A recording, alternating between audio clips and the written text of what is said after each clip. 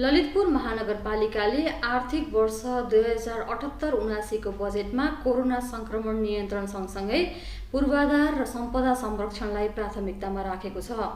महानगरपालिकाको 6औं नगरसभाले चालु आर्थिक वर्षका लागि 5 अर्ब 56 करोडको बजेट पारित गरेको छ। ललितपुर महानगरपालिकाका प्रमुख श्रीबाबु महर्जनले यो आर्थिक वर्षको बजेट अघिल्ला वर्षको तुलनामा जनमुखी भएको बताए। चालू खर्च अन्तर्गत 91 करोड 69 लाख 57 हजार र पुँजी खर्चतर्फ 3 अर्ब 24 करोड 30 लाख छुट्याइएको छ। महानगरले महानगरीय योजना अन्तर्गत महानगरको वडा नम्बर 11 स्थित विद्युतीय शवदाह गृह निर्माण गर्न 1 करोड विनियोजन गरेको छ। गएको आर्थिक वर्षमा नै महानगरले शवदाह गृह निर्माणका लागि सङ्घमूलमा जग्गा अधिग्रहण गरिसकेको छ। सप्तपातल पोखरी लगनखेल स्थित राजदल गण परिसरमा रहेका 2वटा पोखरी निर्माणका लागि महानगरले 5 करोड छुट्याएको छ। महानगरपालिकाको वडा नम्बर 24 मा निर्माण गर्ने भनिएको आयुर्वेदिक अस्पतालको पुनर्निर्माण महानगरले यसै आर्थिक वर्षमा सुरु गर्ने भएको छ। वडा नम्बर 22 स्थित रुद्रायणी मन्दिर पुनर्निर्माण, वडा नम्बर 27 स्थित कृष्ण मन्दिर, वडा नम्बर 13 स्थित पञ्चेश्वर महादेव मन्दिर पुनर्निर्माणको काम पनि यसै आर्थिक वर्षमा सुरु गरिनेछ। यसैगरी महानगरले डिपिआर सम्पन्न भइसकेका 2वटा पुलको निर्माणको कामलाई बहुवर्षीय योजना अन्तर्गत राखेर यो आर्थिक वर्षमा काम थाल्नेछ। महानगरले चक्रपथमा स्मार्ट सडक बत्ती जडानका लागि 7 करोड रुपैयाँ विनियोजन गरेको छ। सडक विभाग, नेपाल विद्युत प्राधिकरण र ललितपुर महानगरपालिका बीच केही साता अघि चक्रपथमा स्मार्ट बत्ती जडान गर्न त्रिपक्षीय सम्झौता भएको थियो। यसैगरी महानगरले कोभिड विशेष अन्तर्गत 5 करोड रुपैयाँ छुट्याएको छ। मेयर साहब नमस्कार। नमस्ते। हजुर नमस्कार। यो ललितपुर महानगरपालिकालाई यो 78-79 को बजेट पारित गर्न अलिकति रस्साकसी नै गर्नु पर्यो, त्यसको कारण चाहिँ के हो? चुनाव लाग्ने भएको कारणले चाहिँ विपक्षीहरूले अलिकति मलाई कस्न खोजे जस्तै देखियो। अब यो भनिरहँदाखेरि मैले यो पछिल्लो कालखण्डमा चाहिँ ललितपुर महानगरपालिकाबाट गरिने जुन कामहरू, प्रोजेक्टहरू चाहिँ अलिक बढी नै जनमुखी टाइपका प्रोजेक्टहरू छन्। यो भनिरहँदाखेरि हाम्रो यो चक्रपथमा हामी जुन स्मार्ट स्ट्रिटलाई राख्ने कुरा छ त्यसमा पनि हामीले ब्रेक थ्रु गऱ्यौँ, सम्झौताहरू गऱ्यौँ। अनि त्यस्तै हाम्रो यो उसमा लगनखेलमा चाहिँ जुन राजदलले विगत 50-55 वर्षदेखि लिइराखेको 3टा पोखरी हामीले फिर्ता लिएर त्यहाँ चाहिँ कमलको फुल फुलाउने भन्ने योजना हामीले प्रस्तुत गऱ्यौँ। अनि त्यस्तै कोभिडबाट सङ्क्रमित भएका, मृत्युवरण गरेकाहरूलाई चाहिँ हामीले चाहिँ आर्थिक प्याकेजको जुन हामीले घोषणा गऱ्यौँ, यी आदि इत्यादि जनमुखी कार्यक्रमहरूले गर्दाखेरि पक्कै पनि विपक्षीहरूलाई अलिकति अपच भए जस्तो लाग्यो। हजुर, अन्तत बजेट पारित भयो।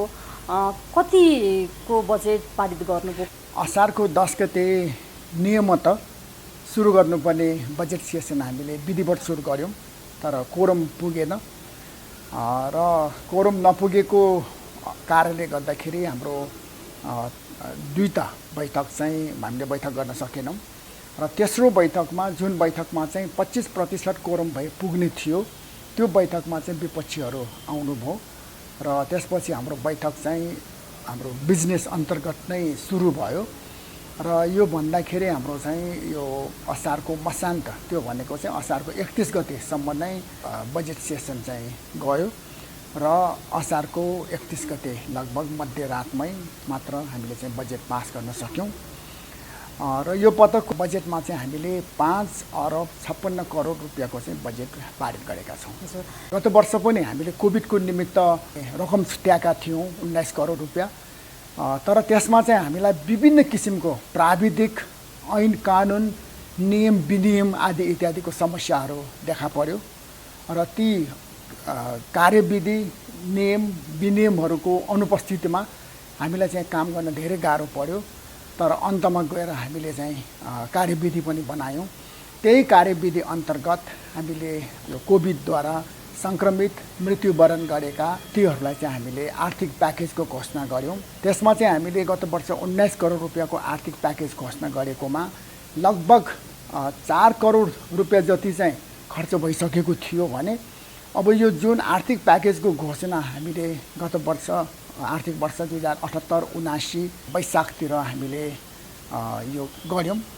गरिसकेपछिको अवस्थामा त्यसको आर्थिक दायित्व जति पर्छ त्यो चाहिँ क्यारी अन भएर आर्थिक वर्ष 2078-2079 पनि त्यही बजेट शीर्षक अन्तर्गत बाँकी रहेको पैसाबाट चाहिँ त्यो जुन हामीले कोभिडद्वारा सङ्क्रमितहरूलाई चाहिँ आर्थिक प्याकेज दिने भनेका छौँ त्यही पैसा चाहिँ हामी अब प्रयोग गर्न गइरहेका छौँ र यसको निमित्त हामीले कार्यविधि तयार भइसकेको छ।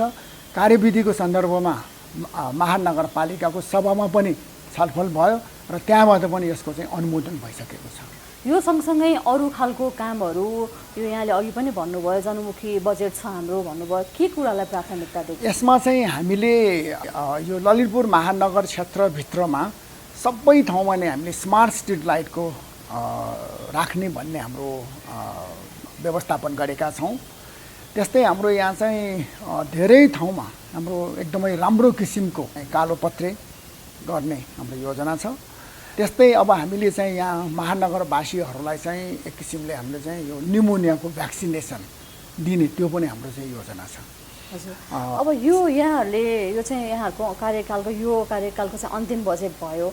अब 5वटा बजेट बनाइसकेको अवस्थामा कम्पेरिजन गर्दाखेरि चाहिँ कुन चाहिँ बजेट, कुन वर्षको बजेट चाहिँ एकदम जनमुखी भयो भनेर पनि एकपल्ट भनिदिनुहोस् न।